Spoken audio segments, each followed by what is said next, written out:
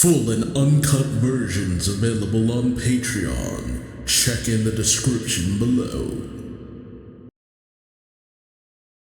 Greetings once again, Pokemaniacs. Duuz-Diz-Din back again with more of the Pokemon Adventures manga, the Gold and Silver story arc. We're following the adventures of Crystal, tasked with Professor Oak in order to complete the Pokédex for the Johto region. But recently, strange phenomena have transpired across Johto, one of which is 3 figures emerging from the burned tower in Ecruteak City, one of which, a Pokemon known as the legendary Suicune, has been going around challenging very powerful trainers, mostly gym leaders, to matches, coming out on top at every turn. As news spreads, and Crystal, having had her own encounter with Suicune, wishes to pursue the Pokemon, during which she encounters Suicune, a man of many talents, obsessed with Suicune. But they're not the only ones pursuing the creature. No, Team Rocket naturally is also on the chase, and Suicune, getting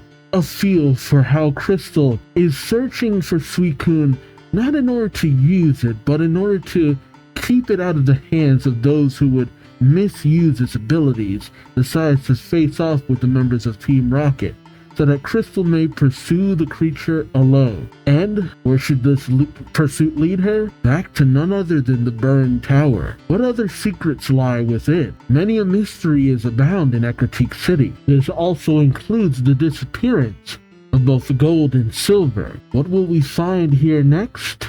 Join me as I find out, won't you? Alright. It's volume 11, picking up with a cover page that shows all 3 of our protagonists, Gold, Silver, and Crystal, looking very good and spoiling that Chikorita's going to evolve, but let's be honest, that was eventuality. It's Bayleaf, right? Yeah, because Ashes only ever went to a Bayleaf. It never got to a Meganium. Alright, let's jump in. Suicune, looking good. Right, Crystal goes up to the doors of the burned tower. She goes to open them, but struggles, saying, "Here we go." Can't get it to open. He says, "Oh dear, it won't open. Something must have happened to it when that earthquake hit last month." It's been a month. Jeez. What is it about having the protagonist just disappear for a very oddly long time? I mean, when it happened to Red, he was out there kind of, doing what he could to get a little bit more capable. I actually am glad that there were repercussions for what happened to him. Like, he is just like, yeah, I ain't 100%. But I wonder if that's going to happen to Gold and Silver. Anyway, Crystal says, "I don't see another entrance. Maybe I can get in through the burned part. Hey, Nati." And she brings out her Natu. And her Natu and the Electrode, who's still just kind of hanging around.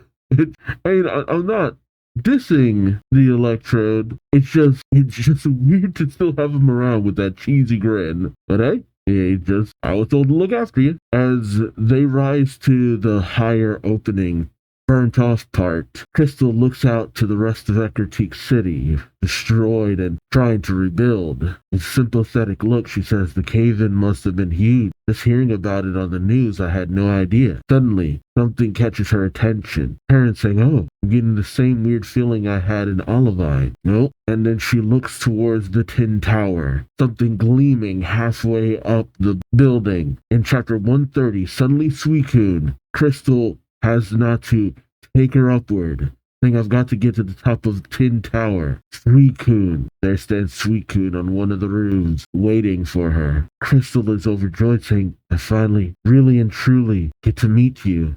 Man, he's really selling how majestic this is, how important this is. "I've chased you for so long, but every time I thought that at last I'd found you, you turned out to be a hologram or a fake, right? Getting Suicune blue balls over here. But this time it's the real you. Can't explain how, but I just know. I want to be the kind of trainer who deserves a Pokemon like you. Hey, I guess I should introduce myself. My name is Crystal. Come on and fight me, Suicune." Like, hey, fight me energy.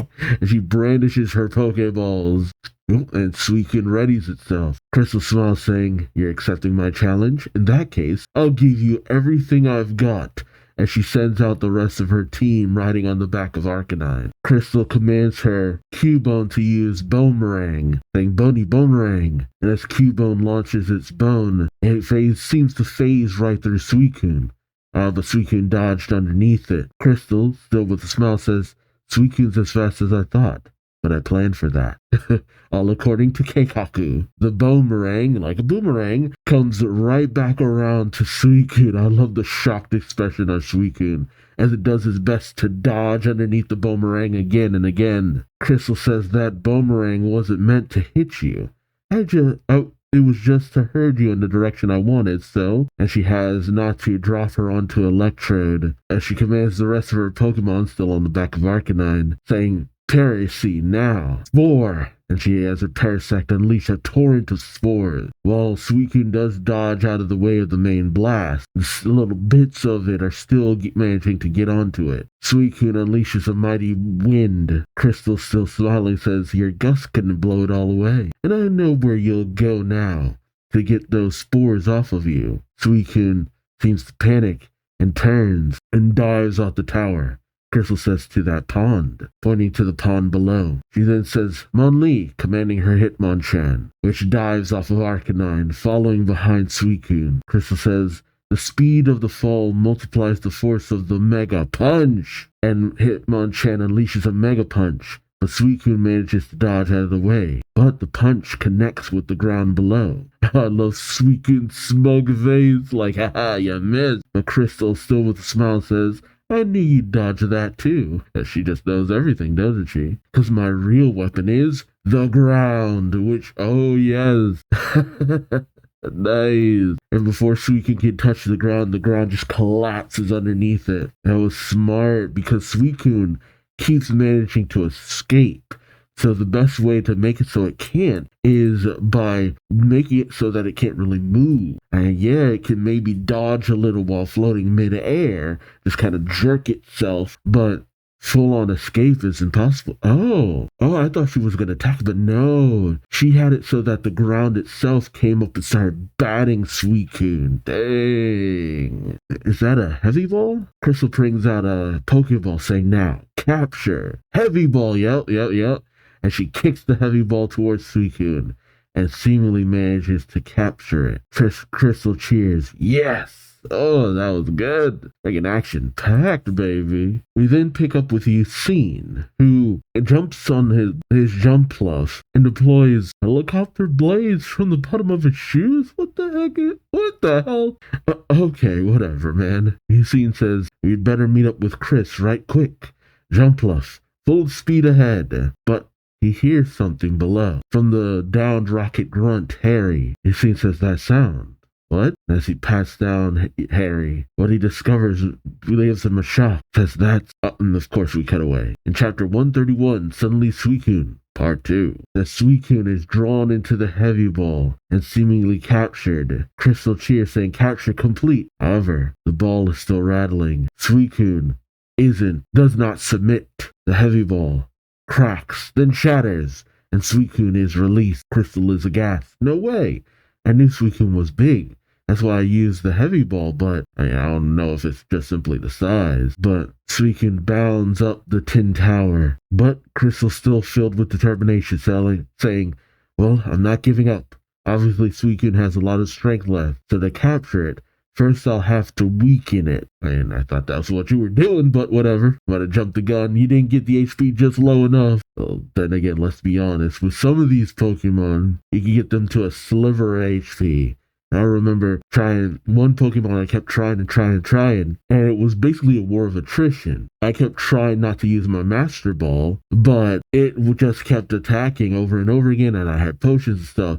Eventually, it ran out of PP for a lot of its attack. So then it would flail, hit my Pokemon, but that would hit itself in the process, and it faint. I got to a sliver of HP. It ran out of PP points for a lot of its attacks, and then it would just faint because it tried to fight back. That was the worst. I don't remember what Pokemon that was for me capturing it, but I just remember being like, no! No, that's stupid. Just let me catch you. I don't know if that's the same one that I tried before where I just kept chucking balls and balls and balls at it. Maybe. It's hard to say. That's my usual tactic when it comes to stuff like that. Regardless, as Suicune makes his way up, Crystal commands her Arcanine and Cubone, saying, Boney, Archie, False Swipe is the one attack that can weaken it just enough. But Suicune's so agile, it'll need a lot of speed and perfect timing. I don't know if Boney can do it. I'll just have to hope for the best. And she commands Cubone to use False Swipe, as Arcanine manages to get it up to Suicune. And as Cubone strikes at Suicune. Oh, Suicune manages to block with its little tail ribbon thingies. The two struggle against each other. As Crystal says, you can do it, Boney. Only for, as she rises up on the back of Electrode, she conks her head on something. But ow! What was that as she rubs her head? Ow! Oh, the heck is that? She reaches out and touches an invisible-like barrier. Is Crystal, is Suicune using barrier? It says, what the? And she's shocked as it's just emanating around that top half of the tower where Cubone and Suicune are fighting. Girl says, something's covering the top of the tower. Suddenly, Eucene's voice calls out from the plushy communicator thing, saying, it's the crystal wall that Suicune uses to block pursuers. Crystal brings it out, questioning, Eucene? He continues talking, saying, you're at the Tin Tower, aren't you? The doll has a transmitter in it.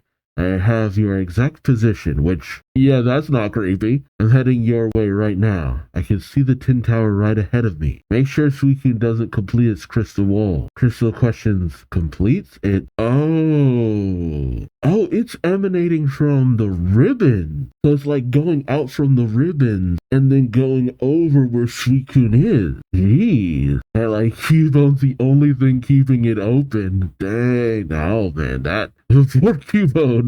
And I know it's just a bone, but even still, Crystal grabs onto Cubone's bone, struggling with it, saying the wall's going to close. Eucene says, once the barrier's complete, we'll be forced outside and Suicune will escape. If you can hold Suicune until I get there. Crystal questions, if I can, then what? Eucene tells her, then it won't matter if Suicune completes the barrier, because I've got something to nullify it. The clear bell. Oh. Wait, was that what the clear bell was for? I remember the clear bell, but wasn't that just a held item? Yeah, you get the clear bell and the rainbow feather. But was that it? Oh, and the silver feather. Yeah. Alright, so looking this up, you need the clear bell in order to get Suicune. Did you need something to catch Entei? Oh man, I really don't remember a lot of this. Did you need something special to get Entei or Raikou? I don't know. Well, Crystal questions clear bell. You've seen who is making his way downtown. Just flying through the air. Oh my god, so goofy. He says some thugs had it. I took it off their hands. The fact that they had it suggests that they know all about the crystal wall too. In any case, just hold Suicune until I get there. Then we'll never have to worry about that legendary Pokemon escaping from us again. Can you do it? Crystal, still struggling, says I'll try my best. And they're struggling against that crystal wall, trying to make sure it doesn't close. Oh, but Suicune actually exerts maximum effort. The bone shatters. The crystal wall closes. Crystal and Cubone are flung backwards. Oh, the shards of bone go jutting out, hitting one of Crystal's star earrings, destroying her Pokegear, destroying the Eucene doll. Jeez. And as the signal goes dead on Eucene's side, your reaction shocks and Chris, I've lost your signal. Where are you? Chris! Oh man, and Chris falls from the Tin Tower. Oh!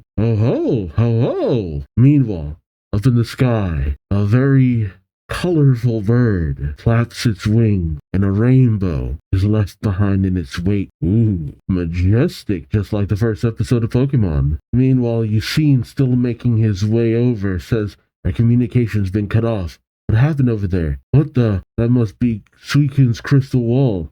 And it's complete. He sees at the very top of the tower. Oh yeah, it looks like Suicune's head crest. Oh, that's nice branding. As Eucene lands at the base, he looks around in a panic, and he spots his doll with a big old chunk of Cubone's bone sticking out. As Eucene says, my doll, Dulcie say, help. That's when suddenly Natu comes over and gets Yusine's attention as all of Crystal's Pokemon injured, as well as his downed electrode, are worriedly surrounding Crystal's unconscious body being held up by Hitmonchan. As Yusine grabs her, he says, Chris, can you hear me? Where's Suicune? Where did it go? Like, dude, Chris is in a good condition. Like, come on, Yusine. No, that's his character. Suicune obsessed. Yusine looks to the top of the tower saying, my only option is the tower. He makes his way up, still carrying Crystal. That is, up until he hits the crystal wall, of course. He says, whoops. That's right, the 7th floor and up are blocked by the barrier. I've got to use the clear bell. But as he brings it out, it shines, enveloping him, Crystal, and Chikorita, who was following them. I don't know if the other Pokemon are in their balls or not, but okay. Yusine looks around at the light surrounding them, saying, what? But then he manages to phase through the barrier, saying, yes, excellent. As he makes his way up, he says, Suicune, Suicune, Suicune. Then he spots something that leaves him aghast, saying that, he sees the statue of Ho-Oh we saw previously. Yusine says, the stone monument commemorating the legend of Eckerty, the great statue of Ho-Oh. Wait, there's a Suicune's track. Suicune might still be nearby, but he hears nothing but silence. He slumps over, saying nothing. I should have known. Crystal regains consciousness and is shocked to see Yusine. Yusine is overjoyed, saying, you're all right. Crystal looks around, saying, where am I? Yusine tells her, top floor of the Tin Tower, inside Suicune's crystal wall. That's her Suicune. Crystal laments, saying, oh, I'm sorry. But Yusine prods her shoulder, saying, it is what it is. As he rises up, he tells her, Chris, you heard about what happened here in Eckerty a month ago, didn't you? Chris says, The Tin Tower was one of the buildings that sank into the ground that day. Crystal questions, what? Oh, right. That's right. It did sink. It didn't even register to me. Like, how does it back up out of the ground? Yusine tells her, but a month later, most of the repairs on it have been finished. The rest of this city is still in ruins, but the tower was a priority because of this statue. Oh, the town did this? Yusine tells her, Morty, the Eckerty gym leader is a friend of mine. He's away from the gym now due to special circumstances, but he believes the earthquake wasn't natural, that it was caused by former members of Team Rocket. Okay, so Morty's not in the dark about any of this. Good. Like, Morty's just like, you don't mess with my city. He thinks they were trying to sink the Tin Tower, said to be the place where the legendary Pokemon Ho-Oh descended. Perhaps because they wanted to see if Ho-Oh would return in anger when his home was destroyed. But destroying people's lives for this, man, jeez. Fearing the wrath of Ho-Oh, Morty ordered the people of Eckerty to rebuild the tower, but too late. Crystal questions, too late? What do you mean? Yusine tells her, look, pointing to the statue, which seems to be. Crystal says, The statue is shining. Yusine tells her, according to the legend, the statue will begin to glow when the master returns to its nest. The wrath of Ho-Oh will soon descend upon this place. That's not what happened in the games. Oh boy. I suspect Suicune came here to meet Ho-Oh. And then says, well, I'm off. As he leaves through the window, Crystal questions, Yusine, where are you going? Yusine wags his finger, saying, in pursuit of Suicune again, of course. Capturing Suicune is what I live for. Wherever it goes, I follow, for I am Yusine, the Suicune hunter, he says with a floor. These past 2 days have been a joy, milady. And he kisses her hand, which, Yusine. Crystal panics, saying, what are you? Well, Chikorita is growling at him. Yusine leaps off of the Tin Tower, laughing. We shall meet again, my worthy rival. As he takes off on his jump bluff, leaving Crystal just a little bewildered. Oh man, that guy is a lot. That is a lot. He slumps down, sitting on the roof, saying, sorry I worried about you. I'm mad at myself, he says to Chikorita, while Chikorita just shakes her head. Crystal laments, saying, not so much because I couldn't catch Suicune, but because I didn't understand what Suicune was feeling. I thought Suicune was going to the burn tower because that's where it awoke. But when it turned out to be at the Tin Tower, I should have realized there had to be a good reason. I only made that barrier to block us out because it wanted to see Hoa without getting interrupted. Suicune is so strong it didn't need to erect a barrier to keep from getting caught. She feels Slayer was being selfish. Crystal breaks down into tears saying, but I challenged Suicune without knowing anything about it, and I just got in the way. Sorry, Suicune. I'm sorry I didn't understand what you wanted. The narrator is saying this. But there is one thing both Chris and Yucine have overlooked. The crystal wall continues to function as a barrier, meaning that Suicune is still nearby, which, what? Soon, why would you think the barrier would just be there and Suicune would just be gone? Like, no, dude. Yet maintain a barrier from too far away of a distance. As Suicune looks towards the tower, it sees Crystal's earring. Remembering it, it scoops it up in its mouth and takes off as the barrier finally dissipates. Later, Crystal makes her way out of the tower saying, getting depressed won't fix anything. Gotta pull myself together. I haven't finished getting all the Pokemon data from Johto yet. He then spots a Psyduck, just waddling past, saying, and she says, for instance, I haven't caught a Psyduck. Time to capture. She kicks a Pokeball over that just flies over the Psyduck's head. Crystal is shocked, going, huh? Has her faith and confidence been shaken? The Psyduck takes off. Meanwhile, with Team Rocket, the executives report to the masked man. The male executive says, we receive reports from Ryu, Ken, and Harry. Wait, Ryu, Ken, and Harry? Was that their names? I feel like one of those names is different. It's Ken, Alan, Harry. Where's Ryu coming from?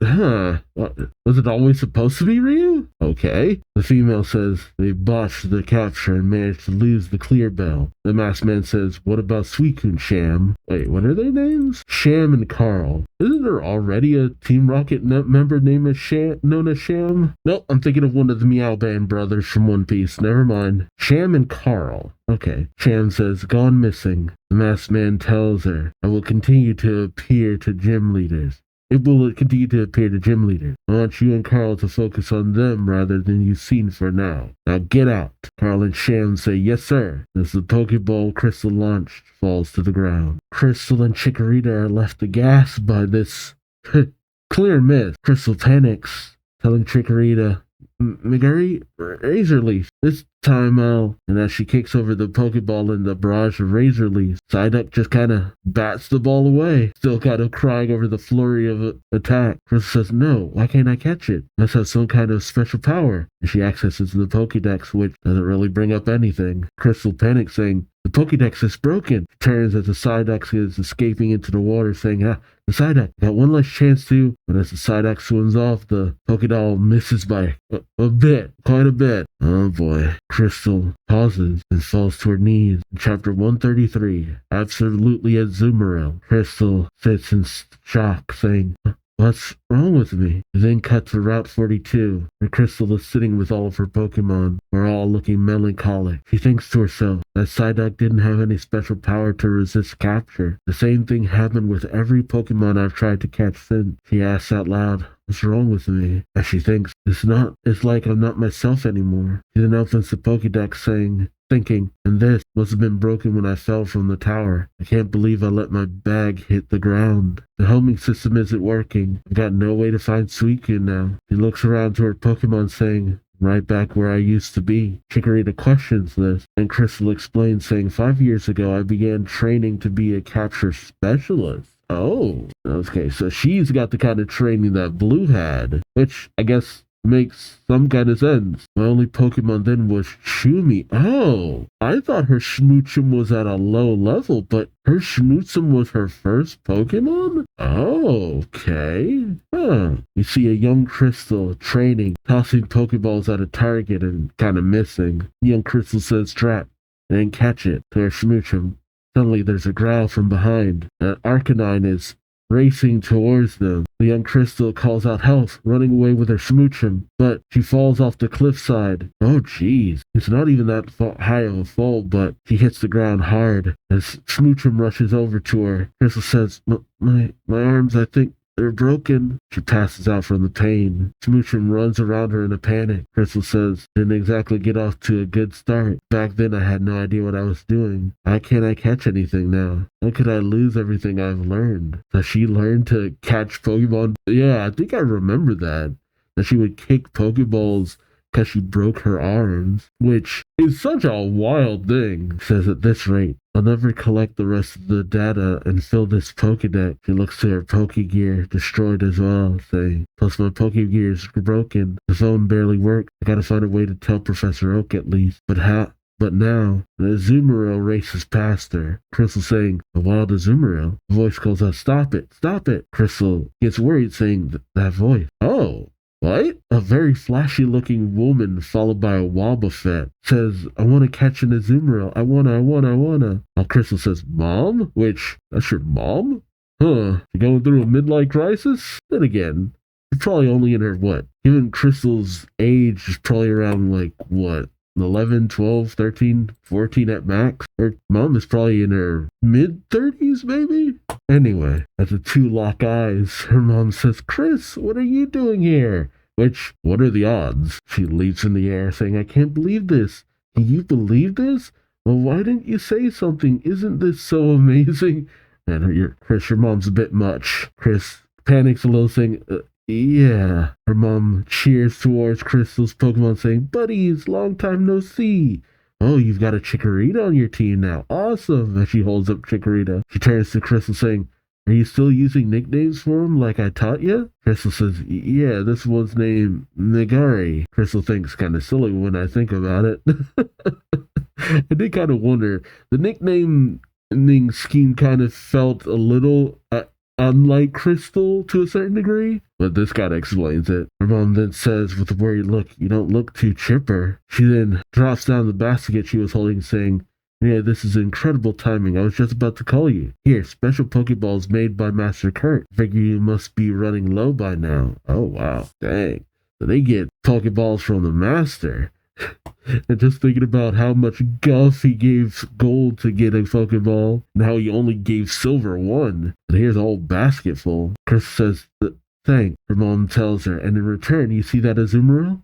I want you to catch it for me. Oh boy. Pointing to the Azumarill relaxing. Her mom does kicking motion, saying it's too fast for me anyways. I want to see you do that super kick of yours. Pow! Turns to her daughter, who looks melancholic. Her mom asks, what's wrong with you? Crystal says, nothing. She grips the ball and then kicks it, and it flies clear past the Azumarill. The Azumarill takes off. Her mom shakes her, saying, what the heck was that? Your timing, your speed, your aim. Worse than an amateur. Are you sick or something? Crystal says, I just can't do it anymore. I can't capture a thing. I fought a really strong Pokemon today and I lost. I failed. Since then I've lost my moves. Help me, Mom. I took on this important mission from Professor Oak himself and now I won't be able to keep my promise. I don't know what to do. Oh, her mom takes a very stern look. And Chris, you took on this mission for Oak. You asked for something in return. That means this is a job. If somebody compensates you for a job, you do it. Oh. What? Hold on. Yeah, sure enough. In the original manga, her mom slaps her clear across the face. Davis! Like, damn! But here it's just a glare that Crystal recoils from. But, let's be honest, it looks like a slap. Dang. And her mom says, snap out of it. You're a pro now. A pro I myself trained. So act like a pro. Finish this job no matter how tough it is. See, I understand them wanting to tone that down because this seems more like child abuse than trying to give her daughter some confidence. She turns away saying, let's slow down and think this through. I know, why don't you go back? Back to the spot where you first trained. And so we cut back to the mountains where she first trained. Okay, I remember this image of Crystal with her arms tied up and the Pokeball on her feet, which, see, I'm sorry, I can't ignore this. This seems kind of fetishy. It seems just a little bit fetishy. And, I don't know. Maybe that's just me. The internet of today has ruined my mind. And Crystal tells Chikorita, this is the place I told you about, Megari. I broke both my arms on my first day of training. Can you believe it? For a month, I had to do everything with my legs. Crystal thinks, thank you, Mom. Thanks, Mom. You shout too much, but this is a good idea. Gotta get back into beginner's mind. At the summit of Mount Mortar. Oh, Mount Mortar. I remember the name vaguely, but I don't remember what she did there. Now Crystal, with her arms tied behind her back, wielding a Pokeball with her feet toes out, gets ready to train while a Larvitar watches. We then have narration going over as we pass by a nearby ruin. or a faraway ruin. As Chris revisits her training, Suicune leaves behind the shining statue and journeys on to another destination. Now I'm starting to wonder, was Suicune actually looking for a trainer, or was it more than that? Suicune enters some kind of ruins, coming upon words that seem to read, "Oh, the ruins of Alf? Is that the same place you needed to do that puzzle? Or is it something different?" Yep, the stone tablet puzzles. Yeah, I remember that. I actually had fun with that. Fun little minigame. Isn't this also just where we were previously with Gold and Bugsy? As Suicune looks towards the words, or I guess unknown, in the wall, it's hard to say. It hears something in the distance. It runs down the corridor to check. Peeking over, it sees Bugsy and several researchers. Bugsy saying, "Since we've got some new members with us today, I'll review the progress of our investigation. The ruins of Alpha have been here for more than 1,500 years. In chapter 134, hooray for Heracross." Bugsy says, "And as I'm sure you all know, this is the place where the elusive symbol Pokemon were recently sighted for the first time. Their scientific name is unknown," which it kind of makes you wonder, is just like, wait, is it that we don't know the name, or is that what they're called? Yes. Bugsy says, "They look like mere symbols in a mural, yet one by one these living beings are awakening, and when suddenly one of the unknown pops out of the wall. The researcher calls out, 'Bugsy!' As the unknown goes towards Bugsy. Bugsy calls out their Heracross, saying, 'Never a dull moment, Heracross!' And Heracross tackles the unknown. Bugsy brandishing their Pokeball net. His Pokeball net. I keep wanting to use like gender-neutral pronouns with Bugsy, but I'm like, no, Bugsy identifies as a dude. Bugsy brings out his Pokeball net, managing to capture the unknown. As Bugsy picks up the Pokeball, he says to the researchers, "Collectively, we call them all unknown, but over 20 distinct types have already been discovered." Yeah, might be about 26 or more. Had to look it up real quick. Bugsy caught the G unknown, which, man, G looks so weird. That one I had to look up because it doesn't even look like a G to me. Oh well. As Bugsy hands over the unknown Pokeball to another researcher, he tells him, "This one is new. Can you please record the data?" The researcher says, "Sure," and all the other researchers get to work. Bugsy walks further down the corridor, noticing a weird streak of light go past in the darkness. Bugsy questions, "What was that?" and races down, seeing the shadow of Suicune. Bugsy says, "Hey, a big four-legged Pokemon? What's it doing in these ruins?" Bugsy calls out to the other researchers, saying, "I'll be right back, everyone."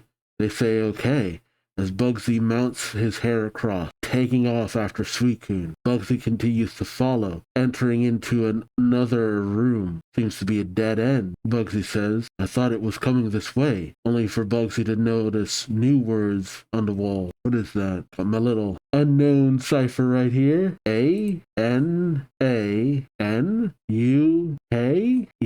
Anaku? What does that mean? Bugsy says, "What's that?" Bugsy brings out his magnifying glass, examining the words, saying, "Engravings of the unknown symbols. Does this have something to do with that strange Pokemon? My hypothesis is that the shapes of the unknown inspired the words in this ancient writing. I haven't deciphered much yet, but if I can put together a few letters that I've figured out." Yep, it says Ananuk, which means escape. But it says escape rope? What? These are for spelunking in caves like this. But what would I need one for now? Yeah, the escape rope that helps you get out when you're a little bit trapped. But suddenly, the wall begins to shine. Bugsy's shocked as there's a cave-in right down on top of him. But his Heracross manages to protect him.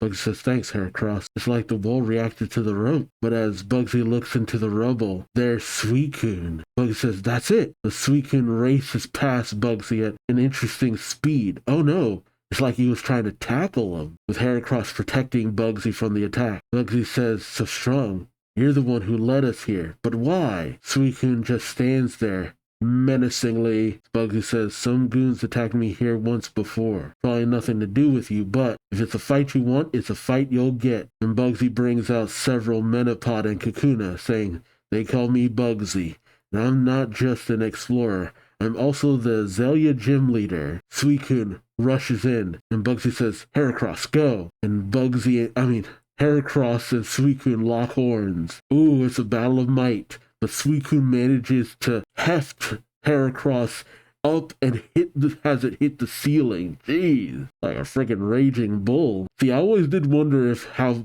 powerful or whether or not Suicune used that headpiece. Apparently, yes. Bugsy says, oh, it's so powerful. I knew this was no ordinary Pokemon, but I wasn't ready for that. As Suicune stands off with Bugsy saying, what else you got? Essentially, Bugsy says, waiting for my next move? Are you testing me? Fine, in that case. Metapod, Kakuna, and all the Metapod and Kakuna that Bugsy had let out before string together a massive net enveloping Suicune, which, dang, brilliant.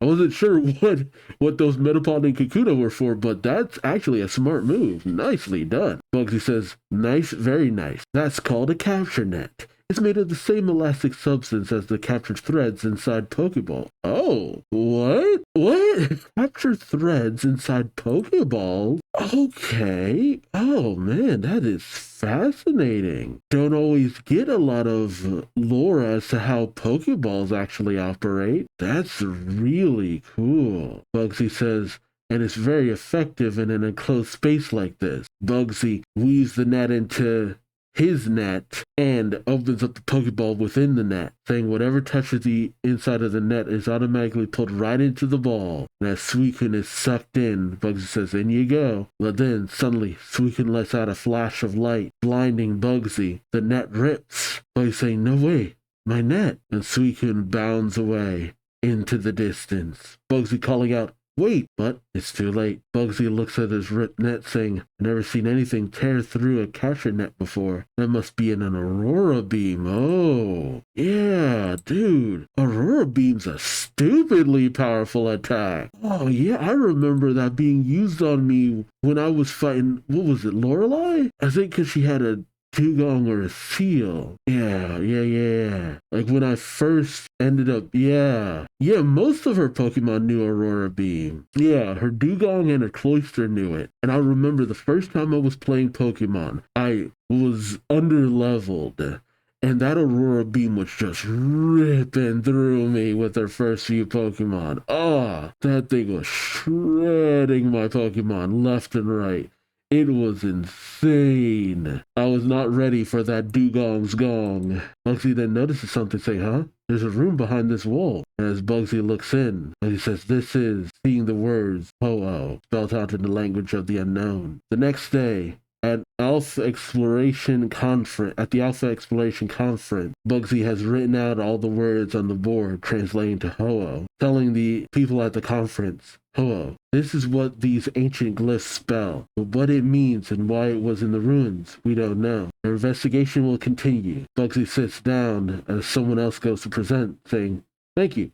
Next on our agenda by announcer, Bugsy thinks to himself, maybe that Pokemon wasn't just testing my skill. Maybe it was leaving me some kind of message. Yeah, see, that's what I'm starting to wonder. Was it not that Suicune was testing them, but trying to tell them something? We then cut over to the summit of Mount Mortar, where Crystal's mom is watching from a distance with her Wobbuffet. I can only think of Jessie when I see that Wobbuffet. Her mom thinks to herself, you know what your problem is, Chris? You've developed a bad case of fear of failure. You gotta get back to your original mindset. That's why I sent you back here to the beginning. Back to the place where you hurt your arms and learned how to use your leg. In chapter 135, Lively Larvitar, we flash back to when Chris hurt her arms, looked over by Smoochum. The young Chris thinks, huh? My arms don't hurt anymore, but I got injured. She wakes up and we see splints wrapped to bones around her arms. Chris says, what? Bones strapped to my arms and I smell medicine. Who did this? As she gets up, oh, she met all of them this early on? Okay, so these Pokemon would, oh, that's it. See, I always thought she just trained up these Pokemon. But no, it's that she's had them since she was little, much like Gold. A Cubone and a Paris approach. The young Chris thinking, Cubone's bone and medicine from parasect spores? He says, so you Pokemon must have helped me. Thank you. The Pokemon act a little embarrassed. Suddenly, a Hitmonchan not to come out of the behind the rock. Chris saying, "Are you all wild Pokemon from these parts? Nice to meet you. I'm Chris, and this is Chumi." She's gestured to her Smoochum. Chris then says, "Oh," looking over the Pokemon. He says, "You're all scratched up. What happened? Don't tell me. You were fighting that Arcanine too?" They all nod, but the Natu senses something. They all get ready. They're saying, "What?" As Arcanine approaches. Hey, I'm kind of shocked to see it all go down like this. I would have never thought her Arcanine was a bit of a menace, but maybe something was wrong with it? As all the other Pokemon are at the ready, Chris thinks that wild Arcanine is on a rampage. These Pokemon are trying to stop it. Oh, but she notices blood pooling up under the Arcanine's right eye. She tells the Pokemon, "Hey, hold on everyone, Chumi. This Arcanine was chasing us. You notice that it kept listening toward its left? You think something might be wrong with its right eye?" Tells the Arcanine, "Hold still," as she gets in close, using her arm to lift up the Arcanine's hair, showing a cut underneath its eye. Chris says, "I knew it. It's got a big cut right under its eye." He tells the other Pokemon, "Come on everyone. You need to cut it some slack, please. It's only attacking because it's in pain." The other Pokemon look towards each other. The Parasect makes his way over. He uses his abilities on Arcanine's wound, managing to close it up, stopping the bleeding. Chris says, "The same medicine you put on me." And Parasect smiles. Arcanine rubs its eye and licks at Chris. And then you have Chris just in present day, just casually juggling the Pokeball on her friggin' leg. Jeez. She tells Chikorita in present day, "That's how we first met. For next month, Parasy made medicine for me and Archie. I want to use his bones to brace my arms. Only help me do things I needed for my arms for, and not to use his telepathy to watch for danger." Alright then. And this is going to be a bad part of the story if you hate feet. It is kind of weird. Just a little. As Chris rolls the ball up and down her leg, she says, "Alrighty then. Looks like I'm back to my original training regimen. Will this," Chris thinks, "do the trick? Will it give me back my edge? Help me get over my fear of failure?" She looks to a list our Malamade strapped to the wall, saying, "Gotta be a capture specialist." Chris kicks the ball into the air, thinking, "No, I mustn't doubt myself. I've got to remember how it was back then." The narration reads, and so Chris retrains herself, once again relying only on her feet. As the days go by, she still fails to hit her target. Yes, you see, while she is able to, juggle the balls naturally, you see targets strapped to Arcanine and Chikorita. She aims for, but she just continues to miss. Chris says, "Missed again. Thanks for bearing with me, Archie," she says to her Arcanine. Suddenly, Arcanine senses something and growls angrily. Chris calls out, "What is it, Archie?" Oh, as Larvitar approaches, totally like, "Fight me."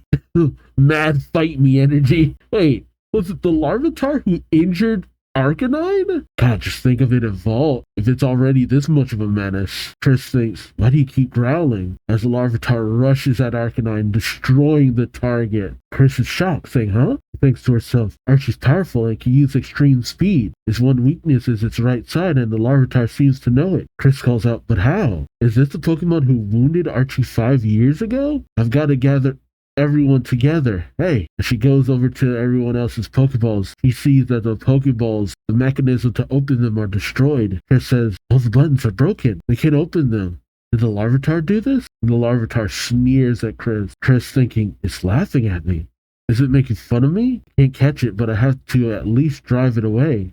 But Chikorita rushes in. Chris calls out, "McGurry!" As Larvitar is still attacking Arcanine, Chikorita tackles it, but Larvitar fights back, piercing Chikorita's little hair leaf. Chris thinks Magari's trying to protect Archie's blind spot. That's the order I should have given.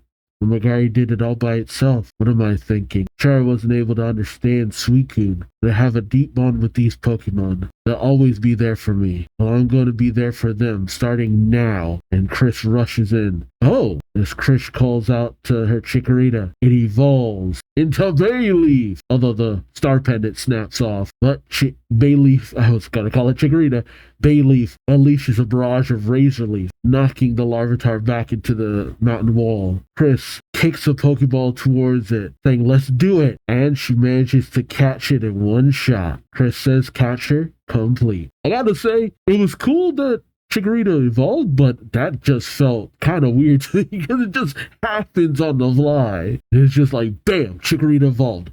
No, don't spend time on that. Just go, go, go, go, go. We made so much bigger of a deal of Croconon Claylava, but as Chris's mother watches as Chris packs it up and heads off with her newly evolved Bailey, her mom says, watching, "Looks like you got your mojo back. That's my girl. Now I can quit worrying about you and get back to the open road." I'm starting to question these parent-child relationships in this world. Chris says to Bailey, "Don't you dare forget what you learned." Oh, her mom calls out, "Don't you dare forget what you learned, you hear? Why don't you say that directly to your child, lady?"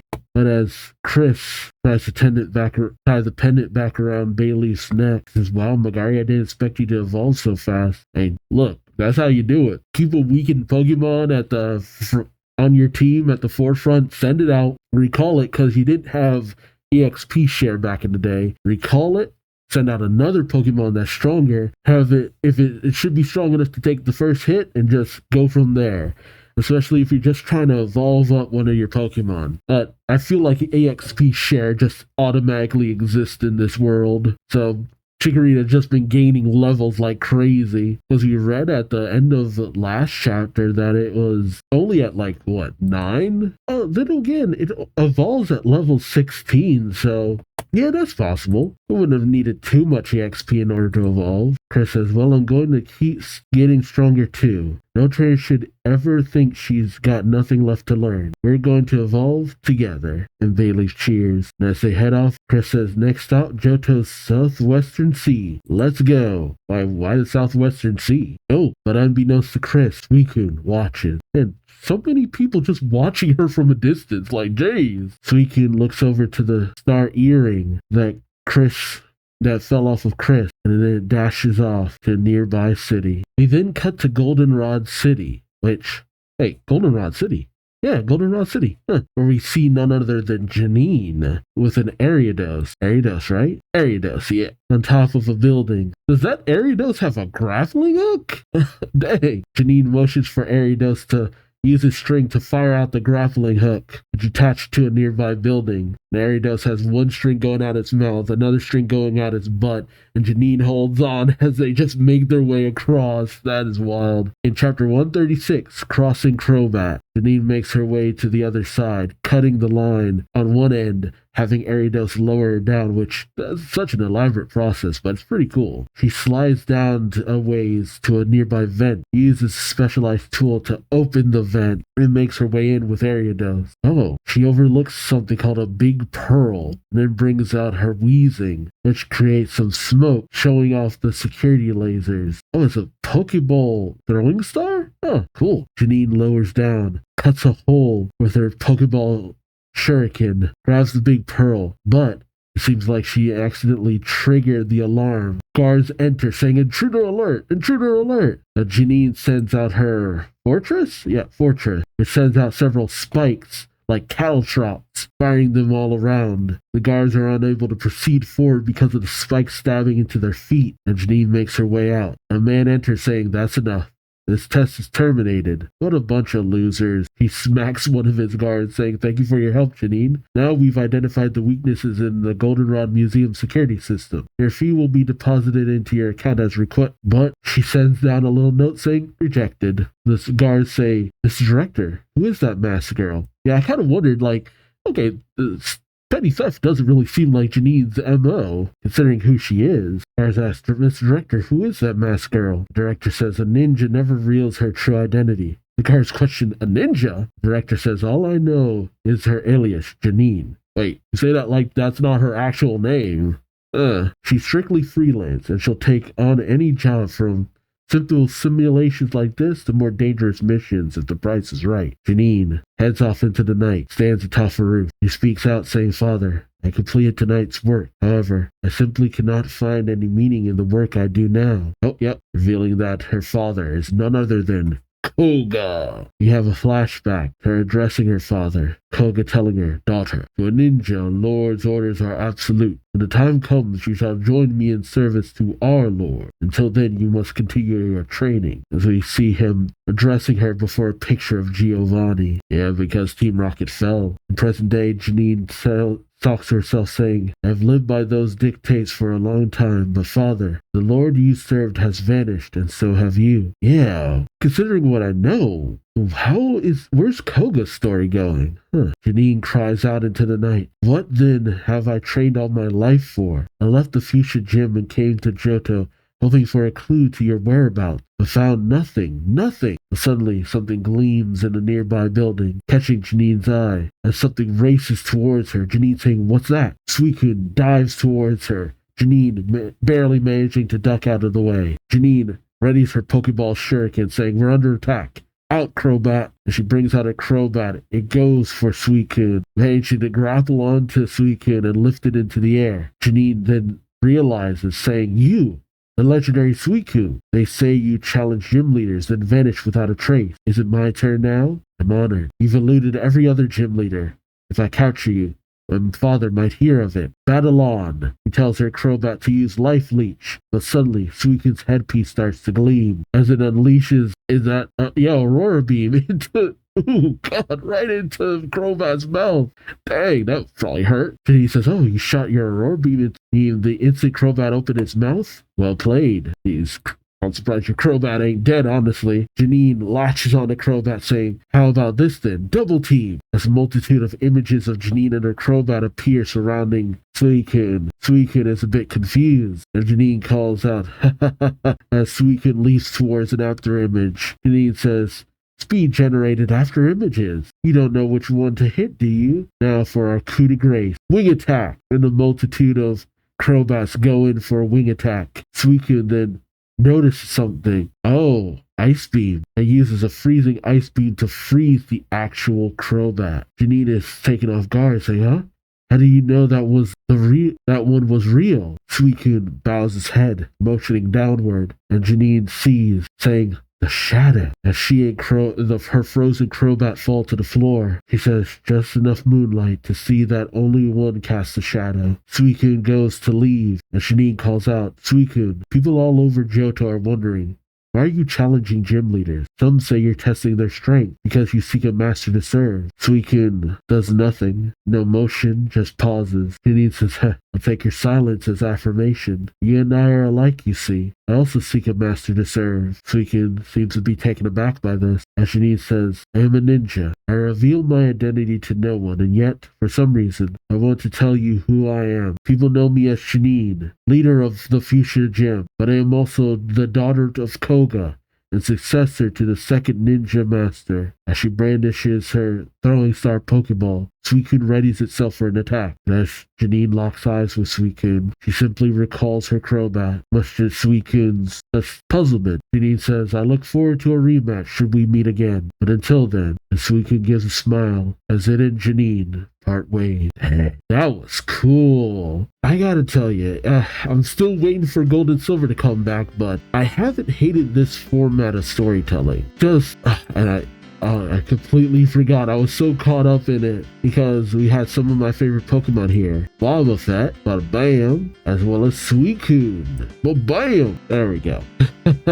I was so caught up in the chapters that I didn't even actually address that. Shame on me. But this has been great because, well, Wobbuffet didn't really do anything. Let's be honest. But Wobbuffet doesn't have to do anything. It just has to stand around going, wow, that's it. But Suicune, man. No Pokemon in this series, except for maybe Mewtwo, has been this just kinda ominous. But at the same time, there's so much purpose behind what it's doing, and yet so much mystery at the same time. What is it trying to accomplish with these actions? Is it really looking for a trainer to be its master, or simply someone who can bring out the full potential of Suicune, to help it, to aid it maybe?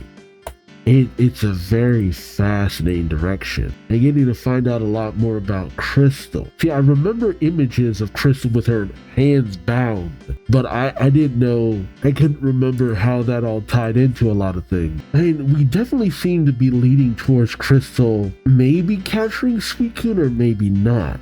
I'm not really sure. Because aside from Blaine, because of his bond with Mewtwo, no one has really out and out captured a legendary so far. And even when they do, the legendary is usually released afterward. So is it mainly just a situation like in the Pokemon movies where we just ally with these legendaries and do our business? And what is it? It's like it's trying to warn us about something. Or maybe it's trying to warn about Team Rocket. But then there's that legend that makes it sound like, oh, Ho-Oh's coming. And it's coming for you. Like, wait, what? Like, oh no, we have to fear Ho-Oh? I didn't think that was going to be the case, but we'll just have to see. What? Very intense, very ominous, very interesting. I don't know really what to think about Crystal's mom, though. Just that was a bit that was a bit much. I mean, even taking out the slap, it's a bit much. But regardless, Crystal has a Bayleaf now, and we'll see how things go forward from here. Team Rocket's still on the move, but we haven't seen too much of what they've been up to. Now it's the Mew thing all over again. Get that Pokemon. But that's Team Rocket's MO, let's be honest. But let me know your thoughts on these chapters in the comment section below. Also remember to like, comment, subscribe if you enjoyed the ride. Thank you so much for watching. Tune into my Patreon if you want to support me and help my ongoing living arrangements. And until next time, I've been Duuz-Diz-Din. Thanks again for watching, and I hope to see you in the next one. Till then, take care. Bye-bye.